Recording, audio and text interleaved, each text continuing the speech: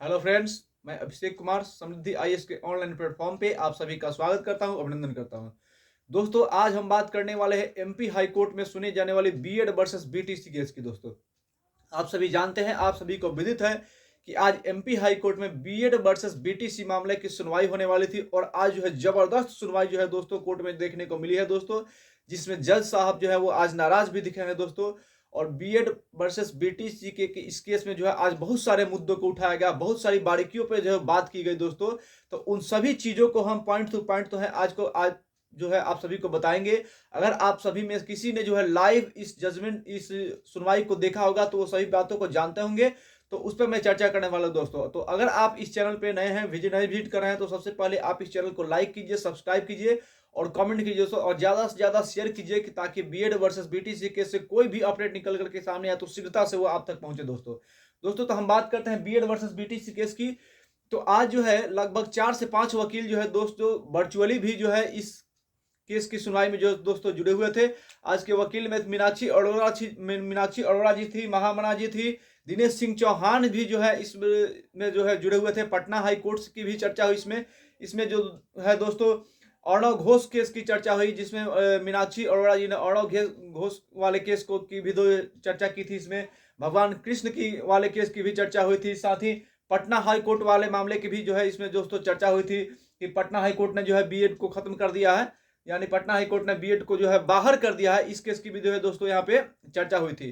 तो बात करते हैं कि केस में की स्टार्टिंग बहस जो है दोस्तों कहां शुरू हुई। तो जज साहब ने पूछा कि गुड्डू सिंह वाले केस का क्या चल रहा है, गुड्डू सिंह वाले केस के बारे में जो है चर्चा हो जाए। तो वहां पे जो बीटीसी के वकील थे उन्होंने उन लोगों ने कहा कि गुड्डू सिंह वाला केस जो है वो शिक्षा मित्र का केस है, तो उसको अभी जो है छोड़ दिया है, उसको बाद में देखा जाएगा दोस्तों। तो गुड्डू सिंह वाले से केस से जो है स्टार्ट हुआ। उसके बाद एमपी और राजस्थान वाले केस की जो है दोस्तों बात होने लगी, एमपी और राजस्थान वाले केस की। तो दोस्तों जब एमपी और राजस्थान वाले केस की बात स्टार्ट हुई तो वहां पे वकीलों ने कहा कि एमपी वाला केस की अलग बात है और राजस्थान वाले केस की अलग बात है।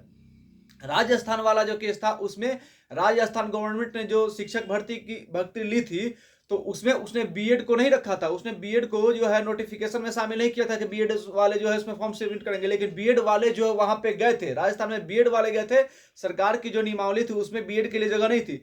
लेकिन अगर बात करें एमपी वाले केस की दोस्तों, तो एमपी वाले केस में जो है एमपी गवर्नमेंट जो है वो बीएड के साथ थी। और आप सभी को पता है कि एमपी गवर्नमेंट जो है ट्रांसफर एप्लीकेशन भी सुप्रीम कोर्ट में दायर किया है कि ये जो केस जिसकी सुनवाई जो है एमपी हाई कोर्ट में चल रही है, इसको ट्रांसफर करके सुप्रीम कोर्ट में ले जाया जाए दोस्तों। तो इसके लिए एमपी जो गवर्नमेंट है वो बीएड वाले स्टूडेंट जो है अभ्यर्थी है उनके साथ है दोस्तों। और मैं भी उन सभी के साथ हूं कि अगर एक भी दिन के लिए अगर कोई बीएड के जो स्टूडेंट्स जो हैं अगर कहीं पे जॉब कर लिए हैं किसी स्कूल में, वो अगर पढ़ाने के लिए चले गए हैं, तो मैं चाहता हूं कि उनकी जो नौकरी रहे दोस्तों।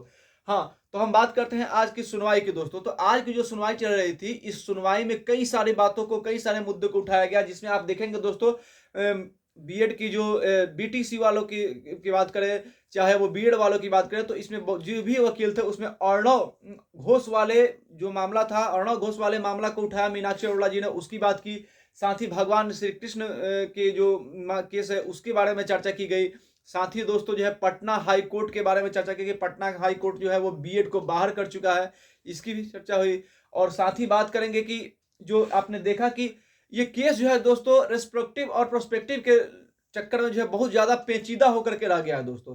तो इसी केस की सुनवाई के क्रम में एक समय ऐसा आया कि जो जस्टिस सील नागू साहब है वो जो है नाराज हो गए और उन्होंने बीएड के वकील से, जो गवर्नमेंट के बीएड के वकील थे गवर्नमेंट की ओर से, उनसे उन्होंने सवाल कर दिया कि क्या आपको जो है एमपी हाई कोर्ट पे भरोसा नहीं है?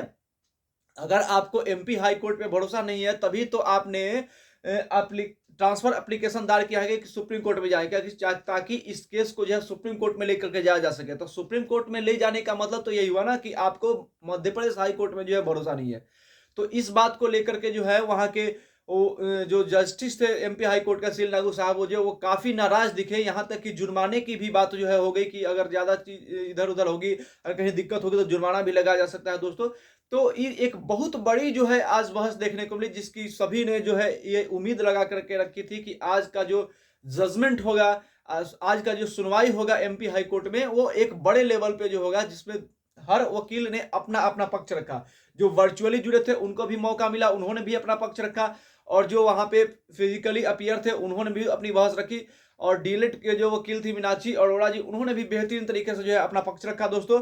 तो जब जस्टिस सील नागू साहब जो थे, जब नाराज हुए और उन्होंने गवर्नमेंट के जो बीएड के वकील थे गवर्नमेंट की ओर से, उनको जब उन्होंने पूछा कि आप क्यों क्यों आप जो है एप्लीकेशन जो है ट्रांसफर एप्लीकेशन लेकर के जो है सुप्रीम कोर्ट जा रहे हैं, वहां पे आपने क्यों दायर किया सुप्रीम कोर्ट में जाकर के, क्या आपको यहाँ पे भरोसा नहीं है? तो ये बात जो है दोस्तों बीएड वालों के खिलाफ जाती दिखी, क्योंकि बीएड वाले की मुश्किल जो है वहां पे बढ़ने का जो है डर लग रहा है दोस्तों, क्योंकि जब जस्टिस सील नागू साहब जब जस्टिस सिंह जो है विरोध में जो है खड़े हो जाएंगे दोस्तों, तो ये एक जो है गलत दिशा में जाता हुआ दिखा केस कि इससे जो है बीएड वालों की मुश्किलें जो है दोस्तों बढ़ती हुई दिखाई दी। तो आज का जो बहस हुआ 40 से 45 मिनट का, जिसको पॉइंट टू पॉइंट तो दोस्तों हम नहीं बता सकते, क्योंकि उसमें काफी ज्यादा दोस्तों जो है समझ जो वकील होगा। तो इसलिए मैं बता दूं कि आज का जो पूरा बहस था supreme court MP high court का दोस्तों, वो बहुत ही इंपॉर्टेंट बहस था, और इसके बाद जो डेट आई है उस पर जब बहस होगी दोस्तों, तो हमें पूरी उम्मीद है कि वहां पे जो है डिसीजन निकल करके आएगा दोस्तों। तो जैसे जैसे कोई नया अपडेट निकल करके सामने आता है दोस्तों, हम उसके बारे में जो है आपको अपडेट करते रहेंगे। धन्यवाद।